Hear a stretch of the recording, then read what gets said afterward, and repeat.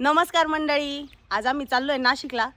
कशासाठी तर तृप्तीच्या पप्पांची ट्रीटमेंट चालू आहे. टक्कलपणापासून त्यांना आता मुक्ती भेटणार आहे. मला तर काही अडचण नव्हती बरं का टक्कलपणाची, पण ज्याची लायकी नाही ना तो सुद्धा कमेंट करायचा, टाकल्या असं टाकल्या तसं. तर म्हटलं जरा चला आता आहे त्या गोष्टीवरती ट्रीटमेंट, तर आम्ही ती घेणार आहे आता. हे बघा, तर आज आमची आहे सेकंड PRP आहे ना, दुसरी PRP आता हे दुसरे 2 महिने झालेत. तर ही आहे दुसरी PRP. खाली करा बरं डोकं. हे पहा मंडळी, आता केस जे लावलेले होते तर ते हळूहळू आता वाढायला लागलेले आहेत. तर चला लावलेली गळून जात्या आणि दुसरी येत्या. हा ना, थोडे वाढून त्याच्यानंतर गळून जातात. महत्वाचा विषय म्हणजे कसा, ज्यांना बियाणं पाहिजे ते जर आज कॉल करत असतील, आज तारीख आहे 5 फेब्रुवारी, तर मंडळी आज आमचा फोन जो आहे तो बंद राहणार आहे.